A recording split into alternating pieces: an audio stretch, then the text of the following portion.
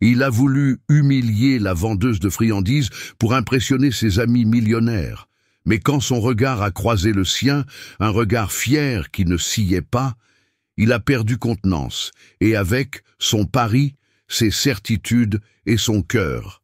« Un caramel, monsieur, pour adoucir votre journée ?» La question fut posée d'une voix basse, mais d'une assurance désarmante. Et Lara tenait une modeste boîte en carton remplie de caramels artisanaux, en équilibre sur une main, tandis que l'autre serrait la bretelle usée de son sac à dos. Elle se tenait sur le trottoir de marbre, juste en face de la terrasse du restaurant le plus huppé de Paris. À une table d'angle, 4 hommes en costume griffé éclatèrent de rire. L'un d'eux la toisa avec un mépris non dissimulé. « C'est à moi que tu parles ?»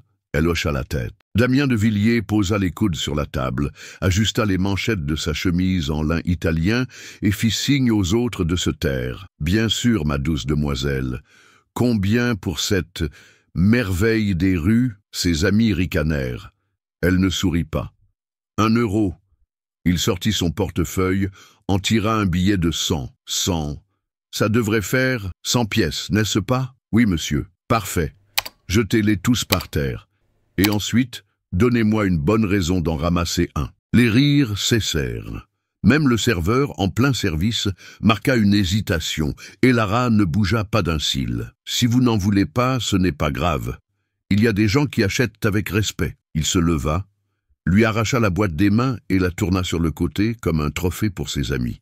Regardez-moi ça, elle croit me donner une leçon de morale, une vendeuse de caramel. Il laissa tomber une friandise sur le sol. Vas-y, ramasse. Montre-nous ce que tu es prête à faire pour 1 euro. Elle s'agenouilla, non par soumission, par défi.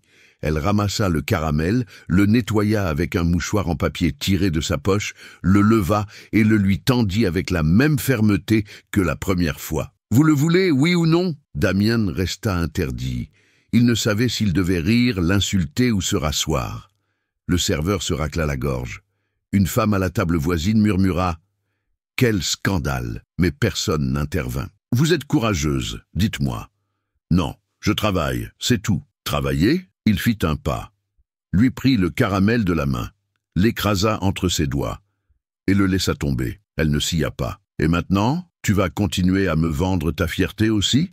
Elle prit un autre caramel, le posa dans la paume de sa main. « Celui-ci est à la fleur de sel. Vous allez le goûter ou le jeter par terre également. » Pendant une seconde, le silence fut total. Damien la fixa. Ses yeux disaient « Disparais ». Les siens disaient « Regarde-moi ». Et puis il parla, d'une voix sourde, presque incrédule face à ses propres mots. « Vous allez m'épouser. » Et Lara cligna lentement des yeux, et là, elle sourit. Pour la toute première fois, la nouvelle se propagea comme une traînée de poudre parmi les serveurs, dans les cuisines et sur les réseaux sociaux. Damien de Villiers avait demandé en mariage une inconnue en plein déjeuner d'affaires. Certains crurent à une blague, d'autres à une provocation. Mais personne ne rit quand il quitta le restaurant et ordonna à son chauffeur de suivre la fille au caramel. Et Lara marchait à grandes enjambées, le sac à dos pesant plus lourd que d'habitude ce jour-là. Elle ne regardait pas en arrière, pas même quand la berline noire se gara doucement à sa hauteur. La vitre s'abaissa, le même visage, mais plus grave. Et elle ne s'arrêta pas. « Eh, mademoiselle, et Lara, c'est ça ? Vous avez trouvé mon nom. Félicitations. Mais je n'ai plus rien à vous vendre. Je ne suis pas là pour vos friandises. » Elle tourna le visage pour la première fois. La colère était palpable, mais il y avait autre chose. Un calme glacial. « Je ne suis pas un jouet, ni un divertissement pour gens fortunés. Ce n'était pas ça. »« Non ? Alors c'était quoi cette scène ?» Damien hésita. Il semblait ne pas avoir de réponse. « Montez. On va discuter, seulement si c'est à l'intérieur de votre conscience, et je doute qu'il y ait assez de place. » Elle s'éloigna, disparaissant dans les rues du centre. La maison des Lara se trouvait au bout d'un escalier, entre 2 ruelles graffées, dans le quartier des Lilas. Les murs étaient fins, les meubles usés, mais tout était impeccable. Ça sentait le savon de Marseille et le pain de la veille. Clara, sa sœur, courut l'embrasser sur le pas de la porte. « Tu as ramené ceux au praliné ?» Et Lara sourit, sortant le petit sachet caché au fond de son sac. « Il n'en reste que 2, mais ils sont pour toi. Tu as tout vendu ?»« Presque. J'en ai perdu quelques-uns en chemin. »« Tu les as fait tomber ?»« On peut dire ça. » La fillette croqua dans le caramel et fit une grimace. « Il est un peu écrasé. C'est mieux. Ça donne plus de travail à la langue. » Elles rirent toutes les deux. Un rire bref, léger, comme celui de ceux qui n'ont pas le temps de rire longtemps. De l'autre côté de la ville, Damien fixait l'écran de son téléphone. La photo d'elle, prise discrètement au restaurant, agrandit, puis son regard se perdit dans le vide. « Tu es devenu fou ?» dit Béatrice, son ex-fiancée, en entrant dans son bureau sans y avoir été invitée. « Sors de mon bureau. Tu as demandé en mariage une vendeuse de caramel en plein déjeuner avec les investisseurs. Ce n'est pas seulement un scandale, c'est une idiotie pure. Personne ne t'a demandé de venir. Le conseil d'administration veut une explication. C'est un coup monté? Tu subis un chantage? Tu me prends pour un imbécile? Je te trouve immature. Voilà ce que je pense. Mieux vaut ça qu'être prévisible. Comme toi. » Elle sortit en claquant la porte. Damien resta immobile, le visage impassible. Mais son pied tremblait. Le lendemain, Lara vendait ses friandises devant la gare, comme tous les jours. Sac à dos, la petite boîte en équilibre sur le bras. Une ombre recouvrit ses pieds. Elle leva lentement les yeux. C'était lui. « Vous n'abandonnez pas facilement, n'est-ce pas? J'ai abandonné beaucoup de choses, mais pas vous. Vous ne me connaissez même pas. Alors, je veux apprendre à vous connaître. » Elle prit une profonde inspiration. « Que voulez-vous vraiment? Je vous l'ai déjà dit. Je veux vous épouser. Vous vous moquez de moi. Je suis très sérieux. Pour 1 mois. » Elle fronça les sourcils. « Comment ça? 1 mois. Vous venez vivre avec moi. Si à la fin de ce mois vous dites non, je disparais de votre vie, mais si vous le souhaitez, on se marie. » Elle faillit rire, mais s'abstint. « C'est un pari?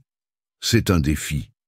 Je ne suis le trophée de personne. Alors prouvez-le, acceptez, et montrez-moi ce que vous valez.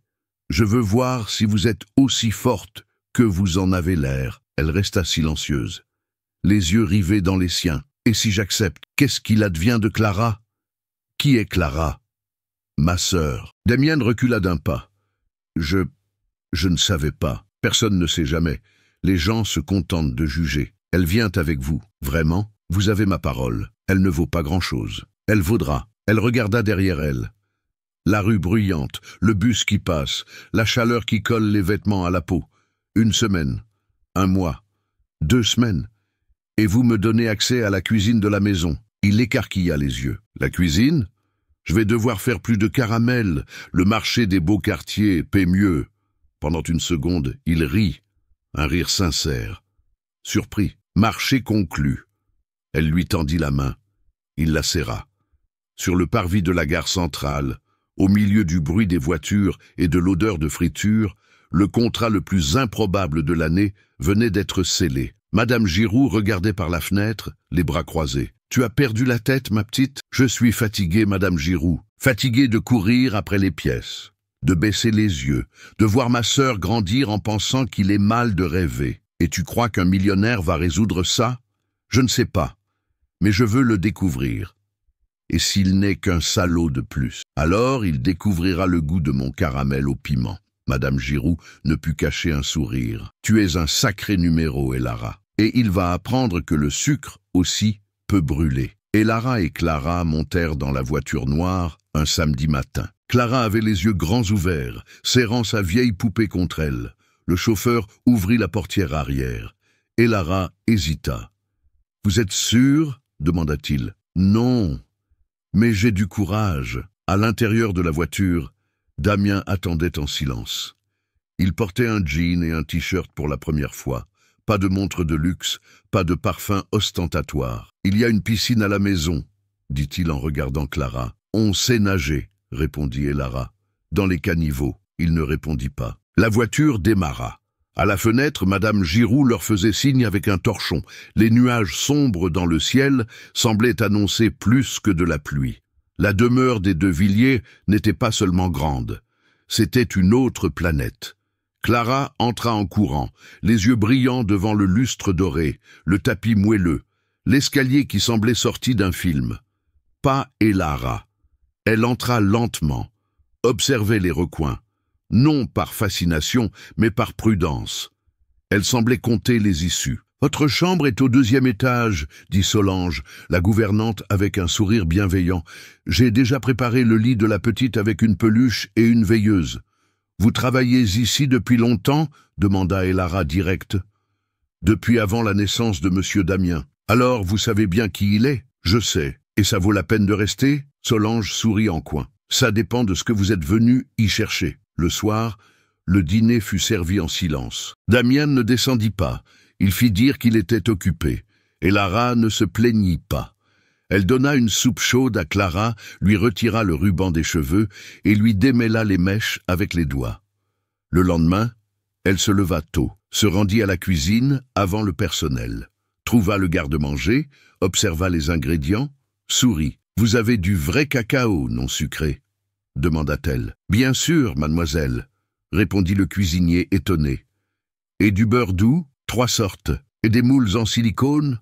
De quelle forme ?» Elle ouvrit le vieux cahier à spirale de son sac à dos. Il était rempli de notes manuscrites, en forme de cœur, avec des éclats de noisettes caramélisées. « Vous êtes pâtissière ? Je suis la petite fille d'une prof de chimie, et la pâtisserie, ce n'est qu'une équation qui sent bon. » Damien ne revit Elara que 2 jours plus tard, sur la terrasse. Elle lisait. Un livre épais, à la couverture rigide. Flaubert. « Où avez-vous trouvé ce livre ? » « Il appartenait à ma grand-mère. Je l'ai apporté. Vous lisez vraiment ce genre de choses ? C'est mieux que de lire les étiquettes des bouteilles de vin. » Il s'adossa à un pilier. « Que savez-vous faire d'autre, à part des caramels ? Je sais regarder les gens dans les yeux sans baisser la tête. Ça, je l'avais remarqué. » Elle ferma le livre. « Pourquoi m'avez-vous vraiment amené ici ? Je voulais voir ce qui se passerait quand quelqu'un comme vous entrerait dans mon monde. Et ça vous plaît ? Ça me perturbe. Alors ça fonctionne. » Elle se leva, passa devant lui la tête haute. « Demain, je fais une crème dessert, au citron de Sicile. Soyez attentifs. » Il rit, seul sur la terrasse. Dans l'après-midi, Solange appela Damien dans la cuisine. Il y avait quelque chose qu'il devait voir. Sur le plan de travail étaient alignés des plateaux avec des friandises organisées au millimètre près, chacune avec une étiquette faite à la main. Nom, ingrédients, date de péremption. Un petit logo improvisé dessiné dans le coin, le cœur d'Elara. Qui a fait ça ? Elle. Et sa sœur a aidé. On dirait le travail d'une entreprise. C'en est une. Elle a l'esprit d'une chef d'entreprise. Elle n'a juste jamais eu sa chance. Damian prit une étiquette. C'est du papier sulfurisé. C'est le papier de ceux qui ne gaspillent rien. Plus tard, il descendit au jardin. Il trouva Elara assise avec Clara, apprenant à la fillette à former ses lettres dans un cahier. « Vous lui faisiez la classe ? Je le fais depuis qu'elle a 3 ans. Vous avez étudié jusqu'où ? Jusqu'en seconde. Ma grand-mère m'enseignait le reste à la maison. L'histoire, la chimie, le français. Elle était sévère. Et que lui est-il arrivé ? Un AVC. J'avais 16 ans. Je l'ai enterré et je suis retourné dans la rue le lendemain avec mon sac sur le dos. Et les friandises. Elle disait que la vie est amère, alors il fallait bien compenser. Et ça a marché. Parfois. Aujourd'hui, c'était un de ces jours. Ce soir-là, Damien entra dans son bureau et sortit de son tiroir un contrat vierge. Il fixa la feuille. Quelque chose avait changé. La fille au caramel n'était plus seulement une vendeuse des rues. Elle était une menace ou un salut. Le vendredi soir, la demeure des De Villiers s'illumina comme un théâtre avant une première. Lustres allumés, verres alignés, serveurs en uniforme. C'était la soirée de gala annuelle organisée par Damien, un événement luxueux qui réunissait investisseurs, politiciens, entrepreneurs et la haute société de la ville. Elara reçut l'invitation avec une boîte à chaussures dans les mains et les cheveux encore humides de sa dernière fournée de caramel. « Vous devez venir », prévint Damien, sans laisser de place à la négociation. « Ça fait partie de l'accord. Est-ce vraiment nécessaire que je sois là ?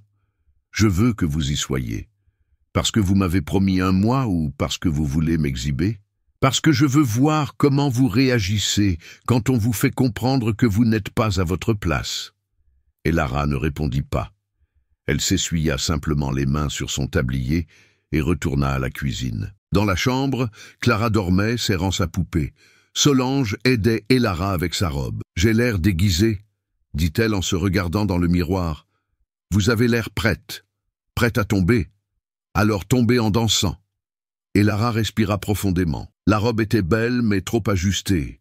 Les talons hauts étaient inconfortables. Le rouge à lèvres lui semblait excessif. Elle détestait se sentir parée pour s'intégrer dans un endroit où elle n'était clairement pas désirée. Mais elle y alla. Quand elle entra dans la salle de réception, les regards fendirent l'air comme des lames de rasoir. Les femmes la dévisagèrent de la tête aux pieds, en silence. Les hommes chuchotaient, riant avec supériorité. Damien était au centre de la salle, discutant avec un sénateur. Il vit Elara. Ses yeux prirent une seconde avant de réagir, puis il lui fit un bref signe de tête, mais il ne vint pas vers elle. Elara se dirigea seule vers le buffet, feignant d'observer les plats. Une femme en robe argentée s'approcha. « Vous êtes l'invité spécial de Damien ?» Quelque chose comme ça. « Je suis Béatrice, la fiancée numéro 3. Vous êtes la 4e ? Je suis le point d'interrogation. » Béatrice rit, sa coupe à la main. « Écoutez, ne le prenez pas mal, mais s'il veut jouer à la poupée de chiffon, le minimum serait d'en choisir une de marque. Je ne suis une poupée, ni de marque, ni de chiffon. Vous avez de la répartie. Vous êtes prévisible. » Béatrice ne s'attendait pas à cette réponse. Son sourire s'évanouit. « Ma chère, croyez-moi, ce monde n'est pas le vôtre. Vous ne tiendrez pas dans ce jeu-là. Vous allez tomber. » Et Lara but une gorgée d'eau. « Alors, regardez bien, parce que ma chute sera spectaculaire. » Quelques minutes plus tard, l'orchestre commença à jouer. Damien monta sur l'estrade improvisée et fit un discours convenu sur la gratitude, les affaires et le dépassement de soi. À la fin, il la regarda. Et parfois, quand la vie semble trop sûre, il faut mettre une amertume en bouche pour se rappeler à quel point le sucre peut être trompeur. L'audience rit. Pas Elara. C'était une pique ou un coup direct. Peu importait. Elle recula d'un pas, puis d'un autre. Elle se dirigea vers la terrasse. La brise fraîche fut un soulagement. « Vous devriez sourire, » dit Damien, apparaissant derrière elle. « Je devrais être chez moi, avec ma sœur. Tout va bien pour elle. Ce n'est pas ce que j'ai demandé. » Il s'appuya sur le parapet. « Pourquoi est-ce que ça vous dérange autant? Parce que je sais quand on se sert de moi. Et je sais quand quelqu'un regrette de m'avoir invité. Je ne regrette pas. Mais vous vous êtes caché toute la soirée. » Il resta silencieux. « Vous voulez que je sois quoi? Belle? Élégante? Silencieuse? La femme dont personne ne dit de mal? Je veux voir de quoi vous êtes faite. » Elle se tourna vers lui, le regard dur. « De quoi je suis faite? Je suis faite de bitume brûlant, de trottoirs fissurés, de gorges sèches à force de crier caramel dans les embouteillages. Je suis faite de maux de dos, de larmes qui sèchent avant de couler, et d'une petite fille de 8 ans qui veut juste un foyer qui sent le gâteau. Voilà de quoi je suis faite, Damien. » Il ne répondit pas. Il la regarda simplement comme s'il la voyait pour la première fois. « Vous devriez redescendre. On demande après vous, » dit-il après un moment. « Laissez-les demander. Je suis venu, vous m'avez vu. Le contrat est rempli pour ce soir. » Elle partit sans attendre de réponse. En chemin vers sa chambre, Elara passa devant un petit salon. La porte était entr'ouverte. À l'intérieur, 3 hommes parlaient à voix basse. « La fille au caramel » ricana l'un d'eux. « Ça va détruire l'image de Damien. J'ai déjà parlé à l'équipe de com. On va limiter les dégâts. Mais cette histoire doit se terminer vite. Laisse faire. Une écervelée de plus. » Elle repartira avec un chèque et disparaîtra, comme toujours. Elle s'arrêta devant la porte, écouta chaque mot, déglutit, puis elle descendit à la cuisine. Elle prit 3 saladiers, 2 paquets de sucre et une tablette de chocolat noir. « Vous cuisinez maintenant ?» demanda Solange, surprise. « Il y aura un dessert surprise demain. Il faut que je le prépare, même après une soirée comme celle-ci, surtout à cause d'une soirée comme celle-ci. » Le lendemain matin, Damien trouva 3 friandises sur le comptoir de la cuisine, chacune différente. Une au piment, une autre au citron intense, et la 3e au chocolat 100% cacao, sans sucre. À côté, un mot écrit à la main. La vérité aussi a un goût. Apprenez à le reconnaître. Il croqua dans celle au piment, s'étouffa, mais ne la recracha pas. 2 semaines après la soirée de gala, une nouvelle invitation arriva à la demeure. Cette fois, pour un bal de charité organisé par le maire et la haute société locale. Un événement formel, privé, avec la présence confirmée de la presse et une retransmission en direct sur une chaîne locale. Le genre de soirée où tout le monde portait des sourires faux et des jugements réels comme des bijoux. Damien était invité en tant qu'orateur d'honneur et, sans expliquer pourquoi, il annonça « Et Lara viendra avec moi ». Le silence se fit dans la pièce. « Tu en es certain ?» demanda Béatrice, qui était de passage sous un prétexte quelconque. « Absolument », répondit-il, les yeux fixés sur son téléphone, comme s'il s'agissait d'un simple engagement de plus. Béatrice eut un sourire en coin. « Alors elle va avoir besoin d'aide. Ce n'est pas un bal pour celles qui confondent escarpins et sabots. » Et Lara, debout à l'entrée, entendit tout. « Je peux apprendre, dit-elle, avant que Damien ne puisse dire quoi que ce soit. Si vous êtes disposé à m'enseigner, bien sûr. » Béatrice se tourna avec un regard méprisant, mais le masqua avec élégance. « Ce sera un plaisir. » L'entraînement commença le lendemain matin. Béatrice était ponctuelle. Elle avait apporté une trousse de maquillage, des talons de 12 centimètres et une pile de magazines. Première leçon, marchez comme si vous étiez né au sommet. Et Lara enfila les talons et faillit tomber au premier pas. Détendez-vous. Vous marchez comme si vous fuyiez la police. C'est ce que je fais presque tous les jours. Plus maintenant. Maintenant, vous êtes presque une dame. Les leçons se poursuivirent avec des tapes sur l'épaule, des ajustements de posture, des répétitions infinies sur la manière de tenir une coupe, de rire sans montrer les dents, de sourire sans paraître cynique. Damien observait de loin, du coin de l'œil, sans intervenir. La veille du bal, Solange entra dans la chambre avec une longue robe argentée, d'un tissu léger et d'une coupe élégante. « C'est beaucoup trop cher, dit Lara en reculant. Ce n'est pas pour que vous ayez l'air riche, c'est pour que vous ayez l'air forte. » Elle ne répondit pas. Elle accepta simplement la robe avec précaution, presque comme si elle prenait quelque chose de vivant. Le grand jour, la ville était humide de la pluie de l'après-midi. Mais le ciel s'éclaircit juste avant l'événement. Le salon de l'Institut Chevalier brillait. Lumière douce, fleurs blanches, musique classique en fond sonore. Les caméras se positionnaient discrètement. Le maire souriait, comme s'il était constamment photographié. La voiture noire s'arrêta devant le tapis rouge. Damien descendit le premier et lui tendit la main. Et Lara sortit lentement. Les talons la soutenaient avec effort, mais elle ne flancha pas. Les flashs crépitèrent. Les regards commencèrent. Les chuchotements aussi. Ah, qui est-ce? On dirait une actrice de film d'époque. C'est la jeune femme au caramel, celle des rumeurs? Elle entra la tête haute. Dans la salle, tout le monde s'écarta de 2 centimètres à son passage. Pas pour lui faire de la place, mais par une répulsion déguisée en élégance. Lors de la première série de salutations, un homme en costume sombre leva sa coupe pour un toast. Et mademoiselle travaille dans le goût. Comment? Le goût, la saveur, le souvenir, l'émotion. Je suis spécialiste pour provoquer des souvenirs avec du sucre. Il rit. Ça porte un nom. Oui, la pâtisserie affective. La femme à côté de lui haussa un sourcil. Comme c'est intéressant. Et vous avez étudié où? Dans la rue, et avec ma grand-mère.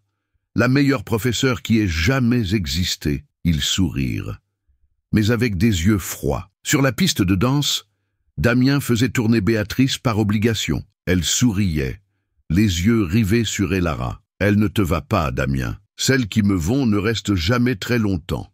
Moi, je t'allais bien, mais tu as préféré une boîte de chocolat. Il arrêta de danser. Tu es un vêtement de luxe, magnifique, mais tu étouffes. Béatrice perdit son sourire, mais pas sa contenance. Elle va tomber et quand elle tombera, il n'y aura pas de sol pour la rattraper. On verra bien. Il laissa Béatrice au milieu de la piste et tendit la main à Elara. « Voulez-vous danser ?» Elle hésita. « Je n'ai jamais dansé comme ça. Je vous guiderai. » Elle accepta. Les pas furent maladroits au début, hésitants. Mais ils gagnèrent ensuite en légèreté. Ils tournoyèrent sous les yeux attentifs de l'élite. Un couple improbable, presque une insulte à l'étiquette. Damien sourit. « Vous vous débrouillez bien. » Je tremble. Personne ne le remarque. Moi, je le remarque. « Alors feignez !» Elle cligna des yeux.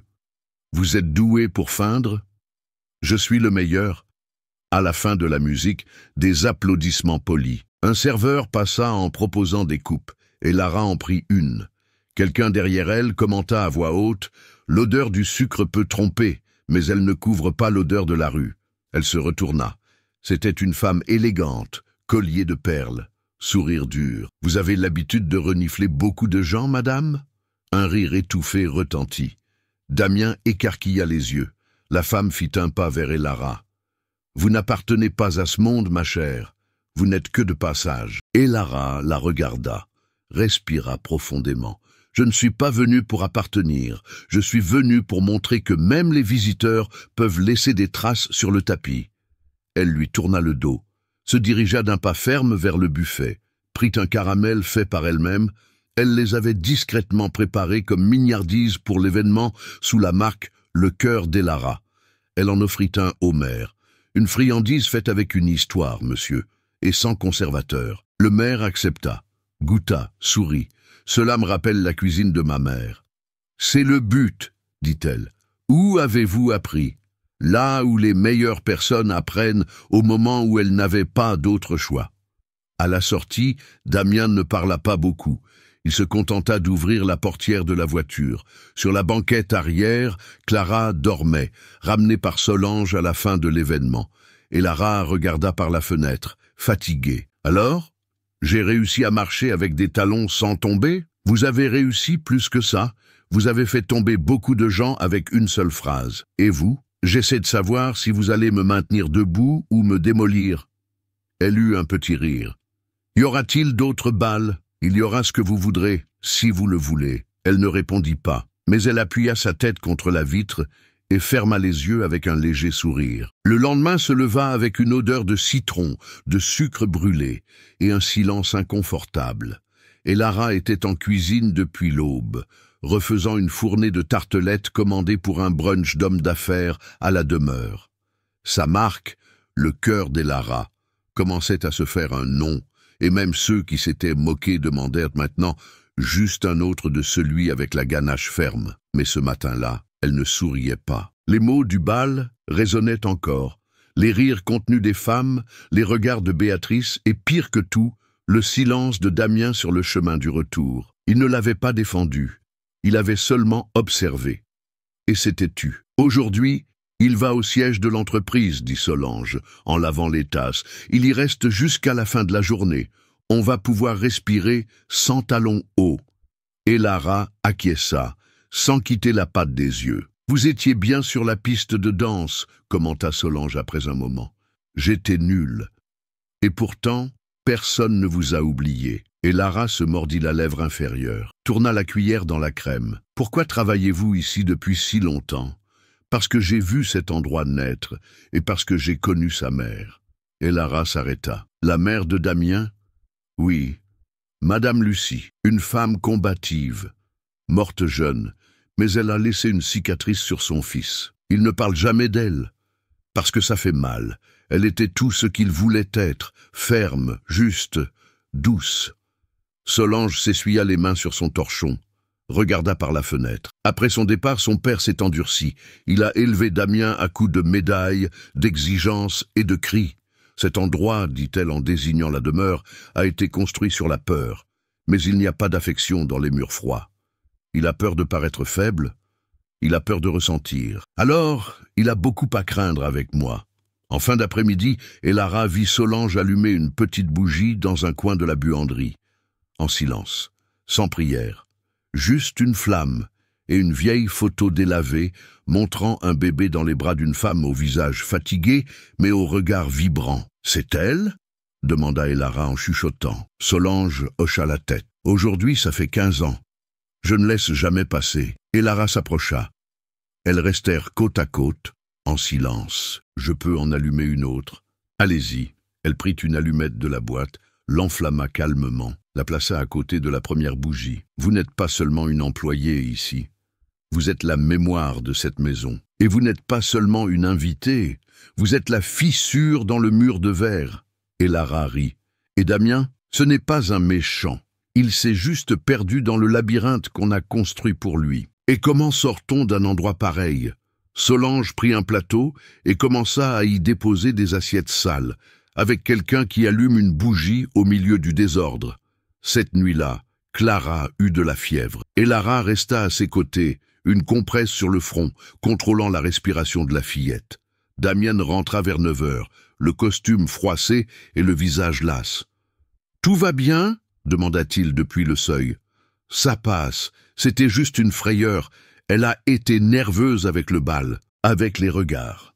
Ce n'est pas votre faute. » « Si, c'est moi qui l'ai amenée ici. » Damien s'approcha, s'assit au bord du lit. « Je n'ai jamais eu quelqu'un qui prenne soin de moi comme ça. Même pas votre mère? Elle est morte quand j'avais 8 ans. Mon père m'a appris à ne pas pleurer. Il disait que les émotions sont un retard. » Elara le regarda sérieuse. « Les émotions sauvent. Je suis faite d'émotions. Et si c'est un retard, alors que le monde rate le train avec moi ?» Il baissa les yeux, toucha la main de sa sœur qui dormait en sueur, mais paisiblement. « Désolé pour hier, de n'avoir rien fait. Vous avez fait quelque chose. Vous ne m'avez pas empêché de répondre. J'aurais dû faire plus. Vous pouvez encore le faire. » Comment? Elle se leva, prit un petit pot en verre contenant un caramel au café et le plaça dans sa main. « Mangez, et ensuite, dites-moi ce que vous avez ressenti. » Il obéit. Silence. « La langue qui brûle? Ça m'a rappelé l'odeur de ma mère dans la cuisine. » Elle sourit. « Vous voyez, une émotion. Le train est arrivé. » Le lendemain, Damien fit rénover une pièce au fond de la demeure.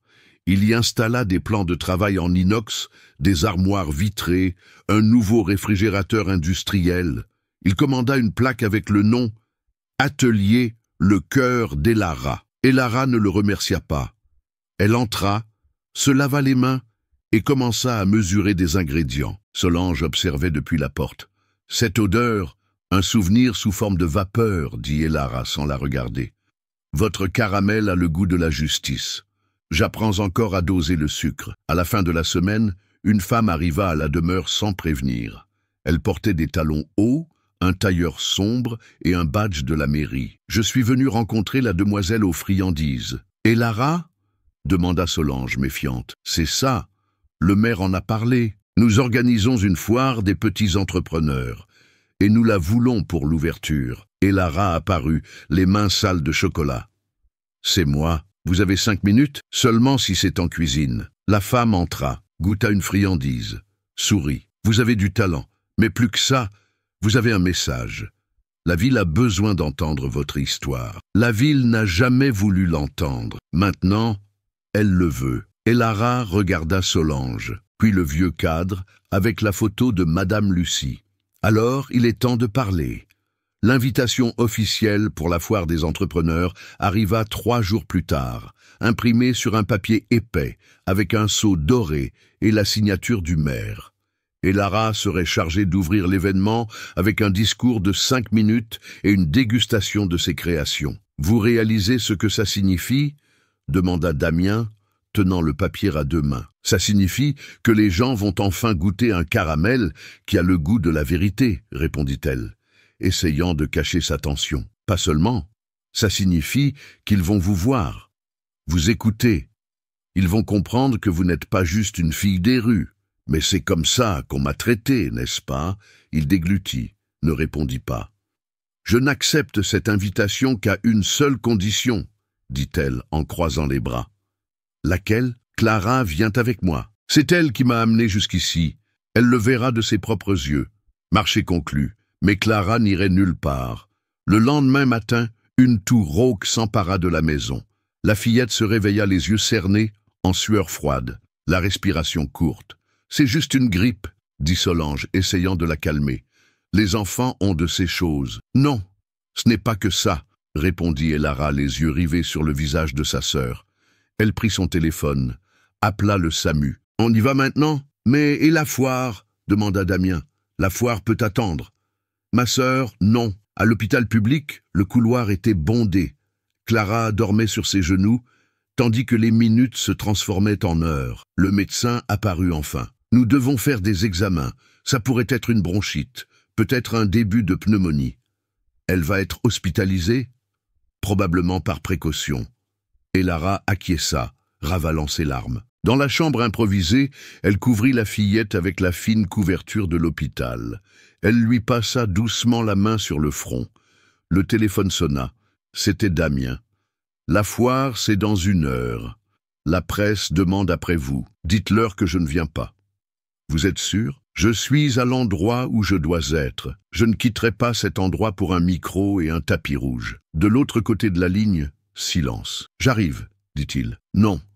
Restez où vous êtes. Vous allez m'en empêcher? Non.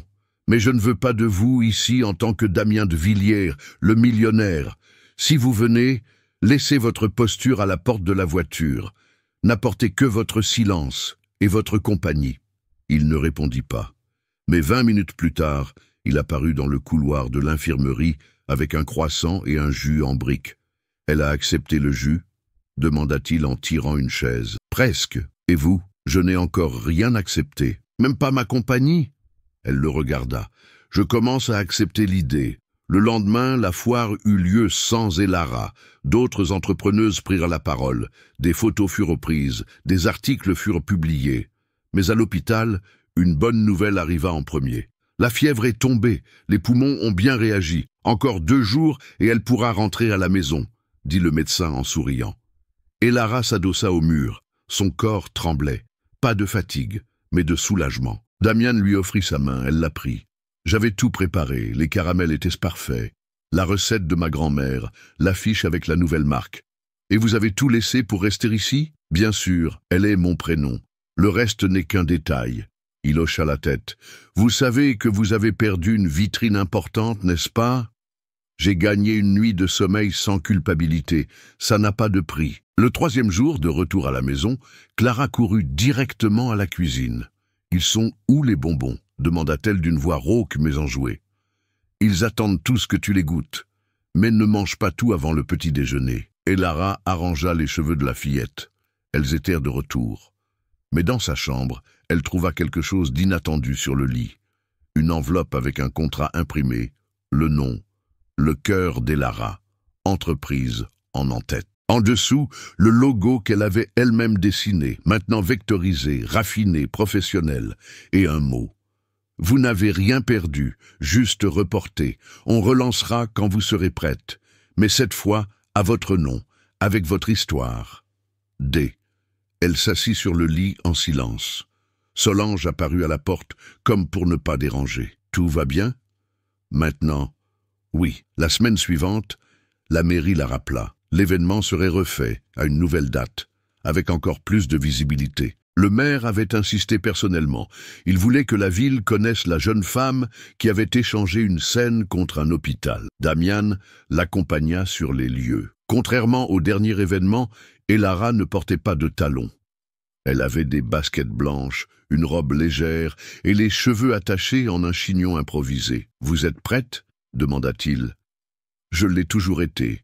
Il ne savait juste pas où me trouver. » Sur scène, Elara tenait le micro d'une main. De l'autre, elle tenait un plateau avec les mêmes friandises qu'elle aurait dû présenter le jour de la foire. « Je m'appelle Elara, vendeuse des rues, gardienne de ma sœur, et maintenant, fondatrice de Le Cœur d'Elara. On m'a demandé pourquoi je ne suis pas venue à l'événement précédent. Je réponds par une autre question. Abandonneriez-vous la personne que vous aimez pour tenir un trophée vide? » Silence. Elle continua. « Je ne suis pas ici parce que je sais faire des caramels. Beaucoup de gens le savent. Je suis ici parce que j'ai transformé chaque douleur en recette, chaque faux pas en marche d'escalier. Et parce que j'ai compris que le vrai goût de la victoire, c'est de savoir ce que vous avez dû laisser de côté pour l'atteindre. » Elle offrit les friandises au public. Le maire fut le premier à goûter. « Vous savez ce que ça me rappelle ?» dit-il. L'odeur du giron de ma mère. Et Lara sourit. C'est exactement ça. Dans les coulisses, Damien l'attendait en silence. « Vous avez été incroyable » dit-il quand elle descendit de scène. « J'ai juste été moi-même. C'est déjà plus que ce que la plupart des gens arrivent à être. Et vous ?» « J'apprends. » Elle le regarda un long moment. « Ça va prendre beaucoup de temps ?»« Quoi ?»« Apprendre pour de vrai. On n'apprend pas à vivre avec des gens comme vous sans faire beaucoup d'erreurs d'abord. » Elle hocha la tête. « D'accord, mais ne tardez pas trop. Parce que ma sœur va vouloir un beau-frère qui sache faire le café. » Il sourit. Pour la première fois, sans aucun masque. C'était début octobre, quand Elara entra dans le salon de la demeure avec une idée dans les yeux et une lueur impatiente dans les mains. Damien, qui parcourait un rapport sur son téléphone, leva les yeux en la voyant approcher d'un pas décidé. « J'ai besoin de votre aide, mais pas pour un contrat, ni pour de l'argent. Alors pourquoi ?» Elle ouvrit un dossier et étala des papiers, des brouillons et un croquis dessiné au stylo bleu. « Je veux monter un atelier de pâtisserie, gratuit, dans le quartier où j'ai grandi, 2 fois par semaine, des cours pratiques pour les enfants. Des recettes simples, mais surtout un endroit sûr avec une odeur de caramel et des éclats de rire. » Il se redressa sur le canapé. « Un atelier ? Il y a beaucoup d'enfants là-bas comme Clara, seuls, avec trop de temps et pas assez d'affection. Si personne ne leur montre qu'ils ont de la valeur, ils finiront par croire qu'ils n'en ont pas. Vous voulez ouvrir une école ? Je veux ouvrir une fenêtre, pour qu'ils voient qu'il y a une vie au-delà de ce que le monde leur offre au coin de la rue. » Damien respira profondément. Il regarda les dessins maladroits des fiches d'inscription, la liste d'ustensiles recyclables, le programme des cours avec des noms comme « douceur de résistance »,« tarte à l'audace », caramel de rêve. Et où est-ce que j'interviens? Vous savez comment communiquer, comment faire en sorte que les gens écoutent, comment transformer une cause en mouvement. Et vous me faites confiance pour utiliser ça en votre faveur. Je suis certaine que, si vous ne le faites pas, vous le regretterez. Il resta silencieux un moment, puis il tendit la main. « Donnez-moi ça. Je vais parler à l'équipe de communication. » « Merci. Ne me remerciez pas encore. Ça va être douloureux de faire sortir ça du papier. Il y aura de la bureaucratie, la presse, la jalousie, la politique politicienne. J'ai eu 40 de fièvre sans médicaments et j'ai survécu. Je peux gérer de la paperasse. » 2 semaines plus tard, la première journée douce fut annoncée sur les réseaux sociaux de la Fondation de Villiers, avec une photo d'Elara aux côtés de Clara et Solange. La légende disait « Ça a commencé avec un caramel. C'est maintenant une cuisine ouverte à tous. » Le premier jour de cours, 8 enfants étaient assis sur des tabourets improvisés, les yeux attentifs, l'eau à la bouche devant les ingrédients disposés dans de petits pots colorés. Mais aujourd'hui, on va faire un gâteau à la banane et à l'avoine. Facile, rapide et plein de souvenirs. Clara distribuait les tabliers, prenant sa fonction avec le sérieux de quelqu'un qui porte une étoile sur la poitrine. Rappelez-vous, main propre, cuillère dans le saladier et silence seulement au moment de manger. Les enfants rirent. Dehors, Damien regardait par la fenêtre. Il souriait, mais sans entrer. Il ne savait pas encore quoi faire de ce sentiment. « Vous entrez ou vous vous contentez de surveiller ?» demanda Solange, apparaissant avec un torchon sur les épaules. Elle ne se rend même pas compte qu'elle est en train de changer le monde. C'est parce qu'elle n'essaie pas de le changer. Elle est juste elle-même. Il hocha la tête, silencieux. « Je ne savais pas que ça existait, » dit-il, après un moment. « Ça quoi? La joie sans les applaudissements. L'amour sans contrat. Des gens qui font le bien sans rien attendre en retour. Maintenant vous le savez. » La semaine suivante, un groupe plus important se présenta, 15 enfants, une journaliste de la télévision, un conseiller municipal et une dame qui se dit enseignante à la retraite, souhaitant aider bénévolement. Elara sourit, le visage en sueur, le tablier sali de farine et les mains fatiguées. « Ça va trop loin », plaisanta Damien en lui tendant une boîte avec plus d'ustensiles.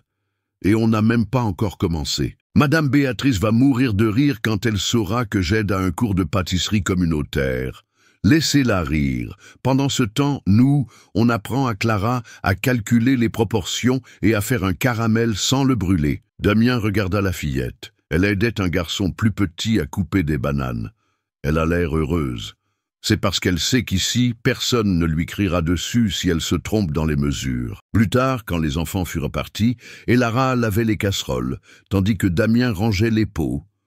Vous savez ce que j'ai réalisé aujourd'hui?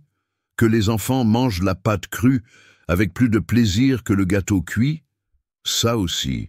Mais j'ai réalisé que c'est la chose la plus importante que j'ai jamais faite. Elle le regarda, et il la regarda. J'ai toujours construit avec du ciment, de l'acier, des tableurs. Vous construisez avec des odeurs et de l'affection. Et vous apprenez, petit à petit.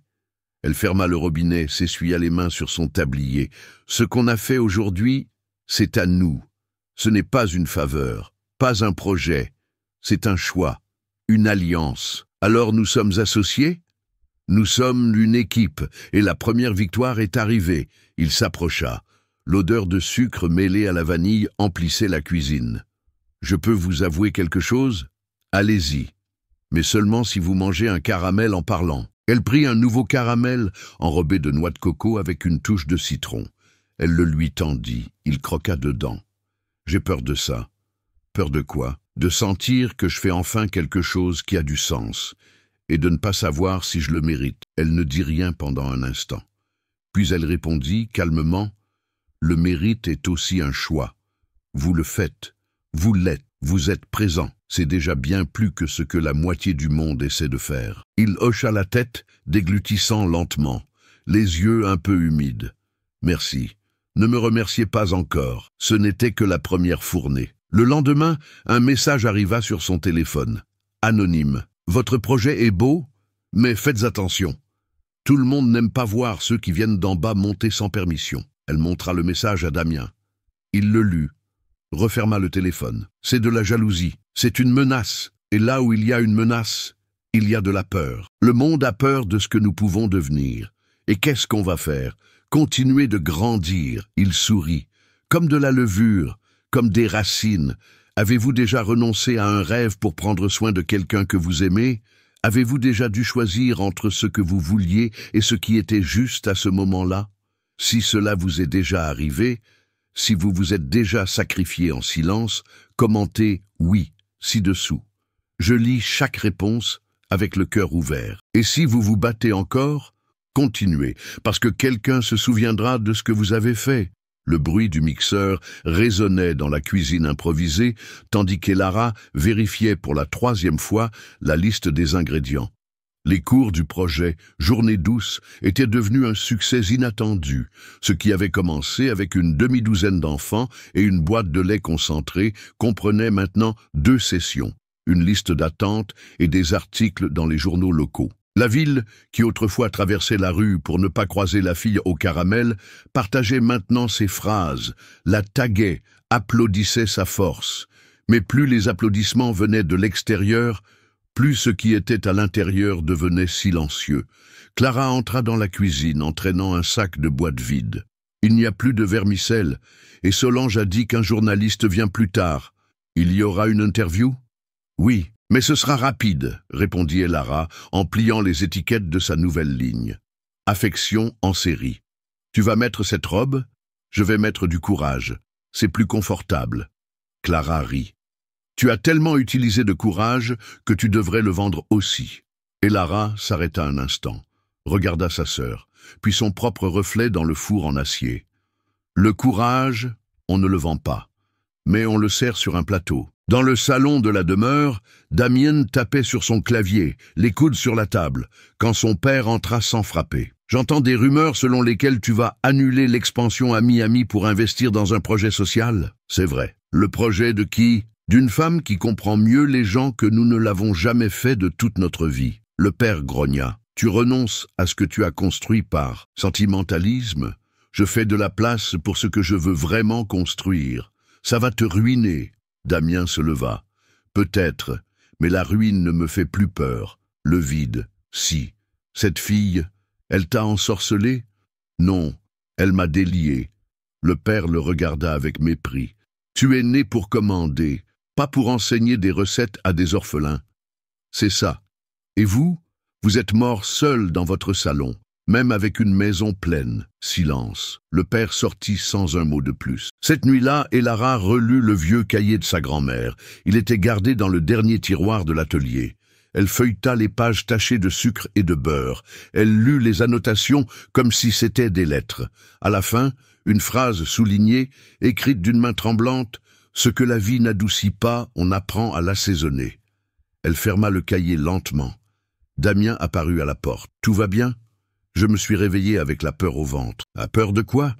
De perdre tout ça, ce qu'on a construit, cette paix, cette chose qui n'a pas encore de nom, mais qui ressemble à un foyer. » Il s'approcha, s'assit à côté d'elle sur le sol de l'atelier. On a traversé le jugement, le rejet, la maladie, les menaces, et vous avez encore peur. Oui, parce que maintenant, ça a de la valeur.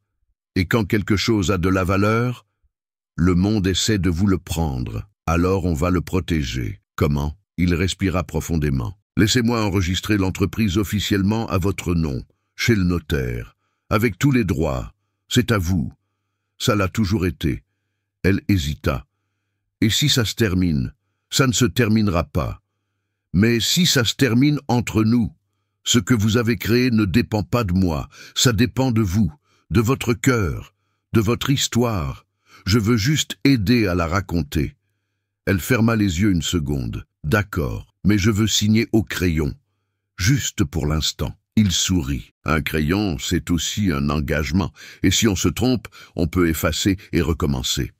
C'est vrai, mais j'ai l'intention d'écrire juste. Le lendemain matin, l'atelier accueillit un groupe spécial, des mères célibataires du quartier. C'était le premier jour de l'atelier Douceur avec une voix. Chaque mère préparerait une friandise inspirée de son histoire. Elles arrivèrent timides, mais bientôt elles riaient, testèrent des saveurs, se souvenant du temps où elles cuisinaient avec leur grand-mère.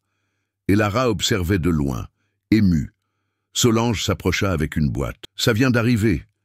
C'est à votre nom. » Elara l'ouvrit. À l'intérieur, un dossier noir avec un nouveau contrat et une carte avec le logo de l'entreprise redessiné. Minimaliste, élégant. Le cœur d'Elara, l'affection qui résiste. Maintenant officiellement à vous. Elle respira profondément. Signa, pas au crayon, au stylo bleu. En fin de journée, ils s'assirent tous sur le trottoir devant l'atelier. Damien, Elara, Clara, Solange et 2 mères de l'atelier. Tous avec des gobelets en plastique à la main, goûtant une nouvelle création née sur place. Une mousse de goyave avec un crumble de noisettes et des zestes de citron vert. « C'est bon ça ?» dit Damien. « C'est juste » répondit Elara. « Vous savez que cette recette pourrait devenir notre produit phare ?» ajouta-t-il. Elle le regarda en riant. « Vous voulez faire de moi une femme d'affaires millionnaire ? Non, je veux que vous décidiez qui vous allez devenir. C'est tout. » Elle resta silencieuse, et puis pour la première fois, elle dit ce qu'elle n'avait jamais dit à voix haute. Je veux construire un avenir, pas seulement pour moi, mais pour ceux qui viendront après. Damien hocha la tête. Alors demain commence la prochaine étape. La prochaine étape? Oui. J'ai pris rendez-vous avec l'Éducation nationale. On va essayer d'amener l'atelier dans les écoles publiques. Vous avez fait ça? Oui. Vous m'avez appris qu'un bon rêve est celui où il y a de la place pour plus de monde. Elle lui prit la main. Et s'ils se moquent de nous? On leur servira un dessert au goût amer. Et on les forcera à l'avaler. Cette nuit-là, en éteignant les lumières de l'atelier, Elara regarda la porte fermée, les murs peints par les enfants, les pots propres, le balai appuyé dans un coin, et elle dit tout bas pour que personne n'entende, « L'heure approche ». Clara, déjà endormie, lui prit la main. « L'heure de quoi ? De montrer que les sucreries peuvent aussi devenir une arme, et que quand on sait ce qu'on vaut, personne n'a le pouvoir de nous l'enlever. » La réunion avec l'Éducation nationale était fixée à 10 heures un mardi matin étouffant. La ville suffoquait sous un ciel gris et les rues semblaient porter une tension silencieuse, comme si quelque chose d'important était sur le point de se produire. Et c'était le cas. Elara se leva tôt. Elle prépara les documents du projet, imprima les fiches d'impact social et remplit 2 petits pots de caramel à la cuillère pour les représentants. Elle avait appris qu'un argument technique était bon, mais qu'un argument avec le goût de l'enfance était imbattable. « Emportez ce qui vous représente », dit Solange en ajustant le col de sa blouse. « Mais n'essayez de plaire à personne.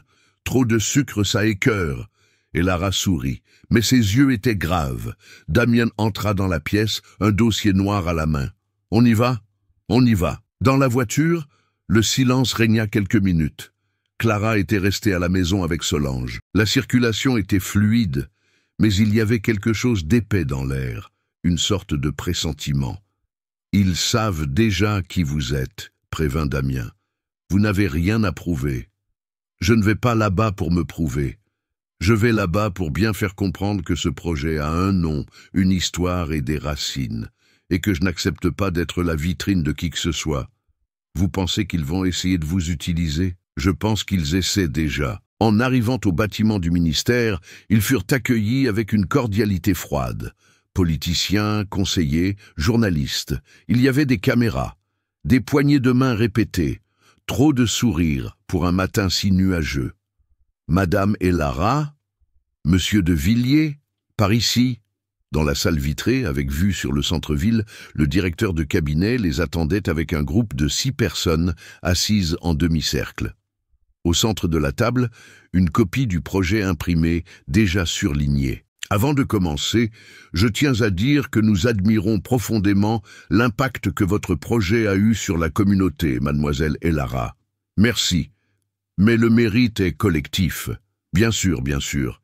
Et c'est pourquoi nous avons une proposition pour en étendre la portée, avec un format plus institutionnel.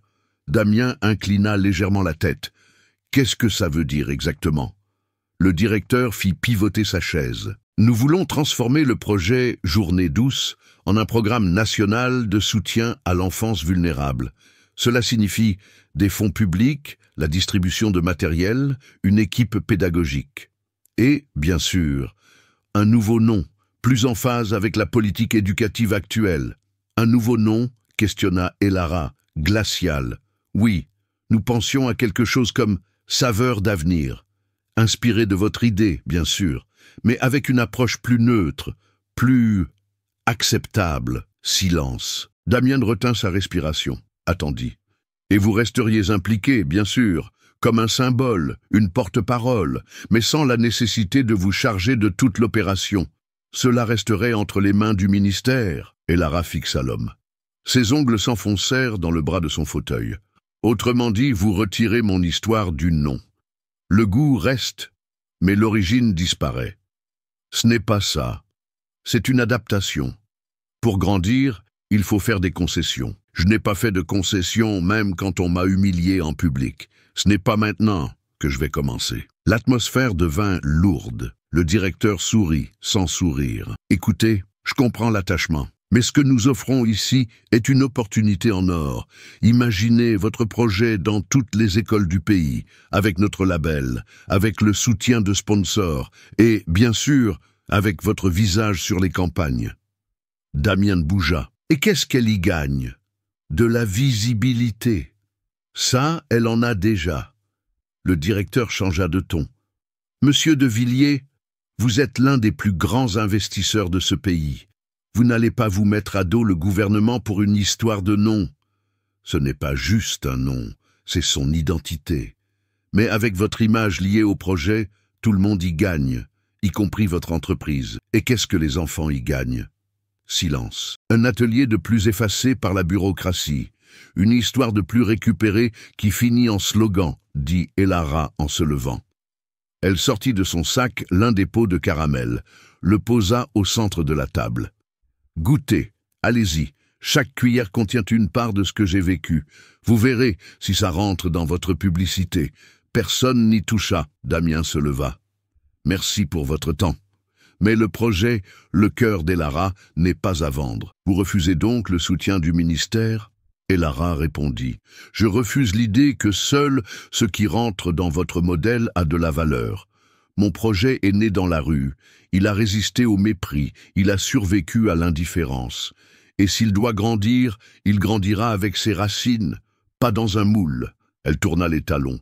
Attendez, dit le directeur. Vous êtes en train de jeter l'opportunité d'atteindre des milliers d'enfants. Non, j'empêche que des milliers d'autres grandissent en pensant qu'ils doivent effacer qui ils sont pour être acceptés. Dans la voiture, le silence était lourd, mais serein. Damien conduisait calmement, le visage grave. Vous savez ce que ça signifie, n'est-ce pas? Qu'il y aura des représailles, que la ville va essayer de vous avaler à nouveau, qu'ils vont essayer d'utiliser mon nom sans ma permission, et que ça pourrait me retomber dessus aussi. Elle le regarda. Vous voulez toujours rester à mes côtés. Maintenant, plus que jamais. Et Lara ferma les yeux, sourit avec une fatigue heureuse. C'est étrange. Quoi? J'ai toujours cru que mon apogée serait de monter sur une scène. Mais apparemment, c'est de claquer la porte du mauvais bureau avec la bonne mentalité. Et maintenant vient la partie difficile. C'est-à-dire, faire avaler au monde le vrai goût de la vérité. Sans enrobage. 2 jours après la réunion, le nom d'Elara faisait la une des journaux locaux, mais pas de la manière qu'elle méritait. Une vendeuse de friandises refuse un partenariat avec l'État et perd la chance d'aider des milliers d'enfants. Orgueil ou imprudence? Une jeune entrepreneuse rejette le soutien public. Un projet social prometteur pourrait échouer par vanité. L'attaque était directe, calculée, cruelle. Photos déformées, phrases sorties de leur contexte, vidéos montées. Les médias faisaient leur sale boulot, et ils le faisaient bien. Et Lara éteignit son téléphone, le jeta sur le canapé. « Laissez-les faire », dit Solange, lavant la vaisselle en arrière-plan. « Seuls ceux qui ont peur crient aussi fort. Ils essaient de me discréditer, de dire que je ne suis qu'une fille arrogante, qui ne sait pas ce qu'elle fait. Et vous le savez ? Je le sais. Pour la première fois, je sais exactement qui je suis. Alors tenez bon, parce que ce n'est que la tempête avant le soleil. » Au siège de l'entreprise de Villiers, Damien affrontait une autre tempête. « Tu ne pourras pas protéger cette fille bien longtemps », disait l'un des associés en jetant un dossier sur la table. « Ça affecte notre image. Les investisseurs sont inquiets. À cause d'un projet social ? À cause du désordre qui l'accompagne. Articles négatifs, polémiques, messages contradictoires sur les réseaux. Tu dois prendre tes distances. Je ne le ferai pas. Alors tu perdras la direction de l'entreprise. » Silence. Damien regarda le tableau au mur. C'était un portrait de son grand-père. Costume impeccable, regard rigide, lèvres pincées. Un symbole de tout ce qu'il aurait dû être, et ne voulait plus être. Alors virez-moi, mais je partirai la tête haute. Tu jettes tout ce que tu as construit pour une femme ?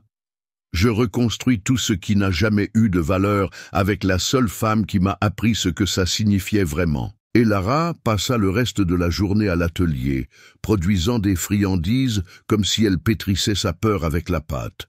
Les enfants revinrent au cours, indifférents aux gros titres. Pour eux, elle restait Tati et Lara, la femme qui leur apprenait à casser des œufs et à avoir du courage. En fin d'après-midi, Damien arriva. Il était sans veste, sans montre de luxe, la barbe de 3 jours.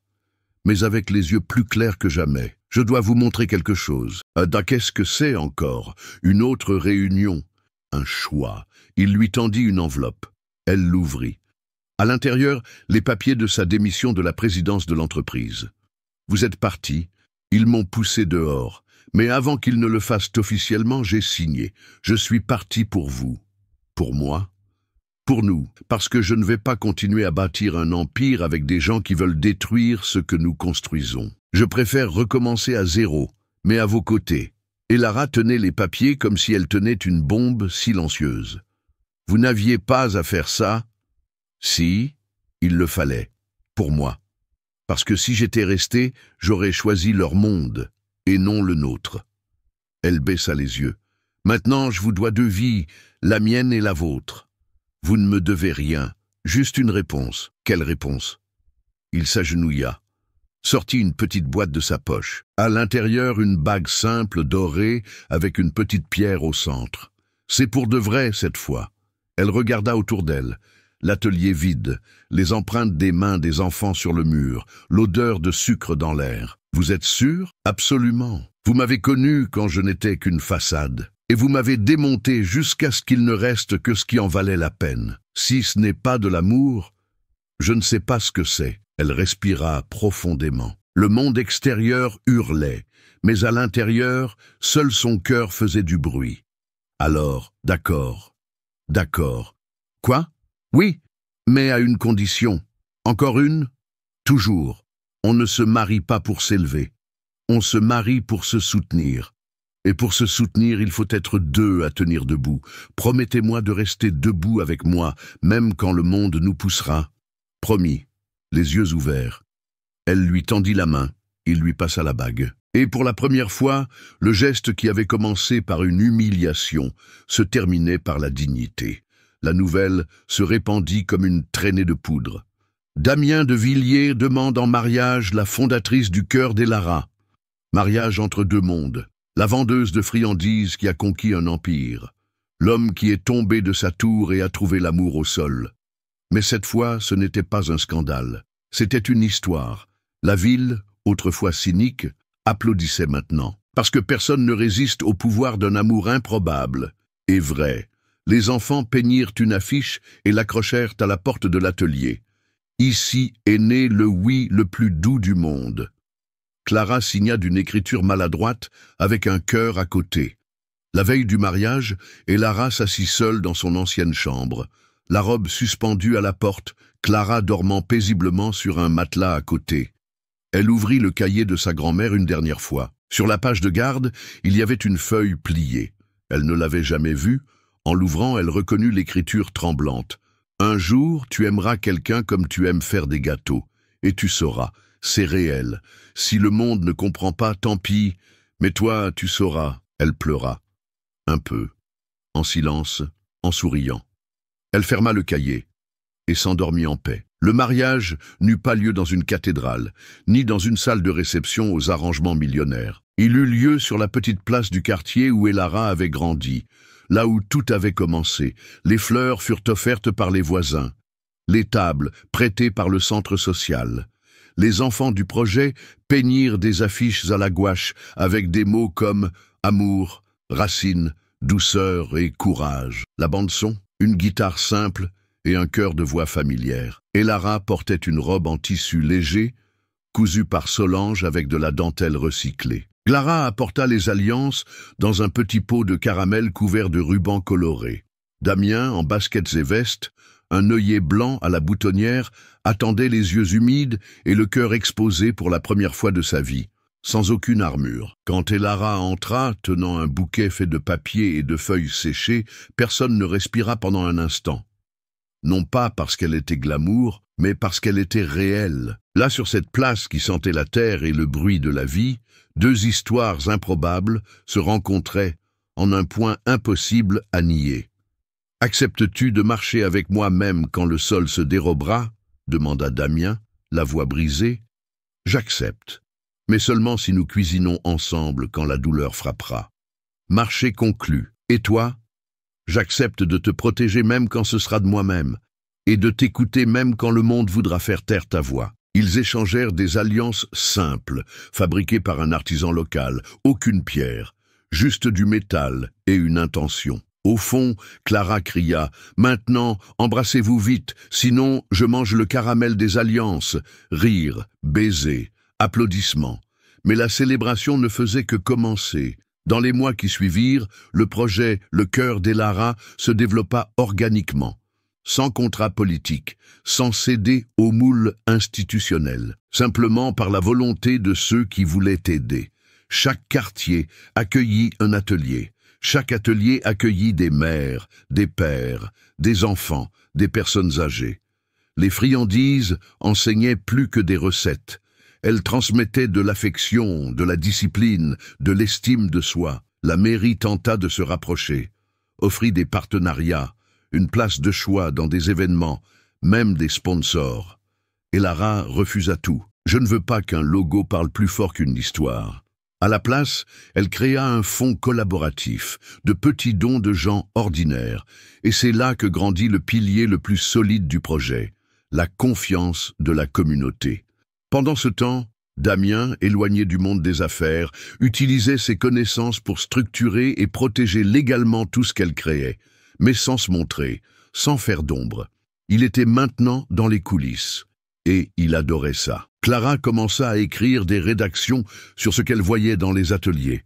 Elle gagna un prix de l'école avec un texte intitulé « Le caramel qui a sauvé ma sœur ». « Qu'est-ce que tu as voulu dire avec ce titre ?» demanda Elara, émue. « Que quand tu faisais des friandises, tu te rappelais qui tu étais, et ça nous a sauvés. » Elara la serra fort dans ses bras. « Je ne serais pas arrivé jusqu'ici sans toi. » Et Damien? Il est arrivé après, mais il est arrivé pour rester. Béatrice, l'ex-fiancée de Damien, apparut un jour à un atelier, sans maquillage, avec des vêtements simples. Je suis venu voir de mes propres yeux. Elara ne fut ni surprise, ni sur la défensive.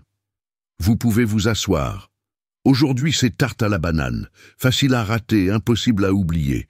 Béatrice observa les enfants, écouta des histoires, goûta le dessert. Avant de partir, elle dit « Vous avez gagné.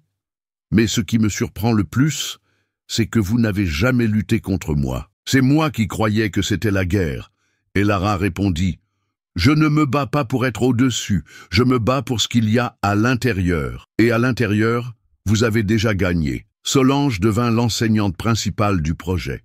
Elle passait ses après-midi à apprendre aux enfants à coudre des torchons avec des phrases brodées. La douceur est une affection chaude. On cuisine ce que le cœur crie. Les racines ne brillent pas, mais elles soutiennent. Chaque torchon était vendu dans des foires et des événements. L'argent aidait à acheter du matériel pour les cours suivants. Un jour, Damien surprit Elara avec une idée. Et si on écrivait un livre? Sur quoi? Sur les friandises. Et ce qu'elles ont enseigné. Sur vous, sur Clara, sur Solange, sur les enfants. Personne ne voudra lire ça. Il y a des gens qui meurent de faim, la vraie. Mais il y a aussi des gens qui meurent de nostalgie d'eux-mêmes. Et ce que vous faites, ça nourrit les deux. Elle ne répondit pas sur le moment.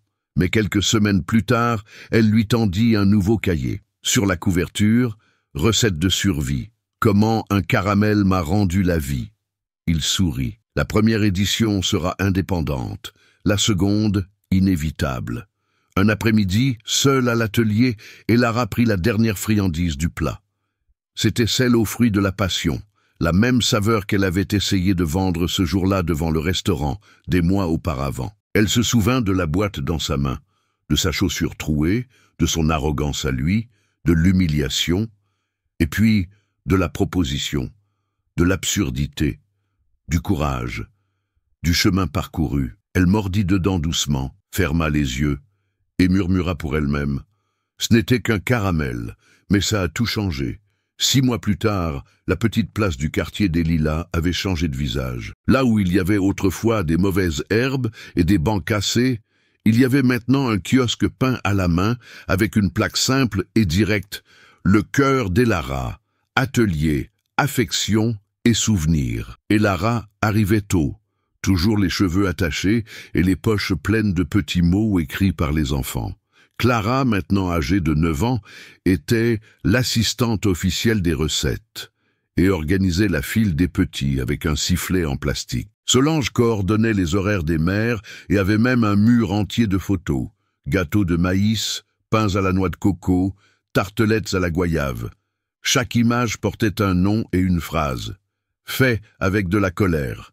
Mais c'était bon. J'ai pleuré en le faisant. J'ai ri en le mangeant. Première fois que je cuisine sans peur. Le projet se multipliait, sans se presser. Ce qui grandissait vite, c'était la certitude que ce n'était pas une mode. C'était une réponse. C'était une permanence. Damien apparaissait l'après-midi, sans prévenir. Il apportait des boîtes en carton recyclé, des pots en verre, des ingrédients donnés. Il était devenu ce qu'il détestait le plus être, un soutien. Et pour cette raison, il était enfin léger. « Vous savez ce que j'ai découvert ?» dit-il un jour, assis sur le trottoir avec Elara au coucher du soleil. « Quoi ? Que j'ai toujours voulu sauver quelqu'un. Mais à la fin, celle qui m'a sauvé est celle que j'ai essayé d'humilier. » « Vous ne m'avez pas sauvé, répondit-elle. Vous ne m'avez juste pas mise dans le chemin, c'est déjà beaucoup. » Il rit. Elle rit. Le soleil se coucha lentement.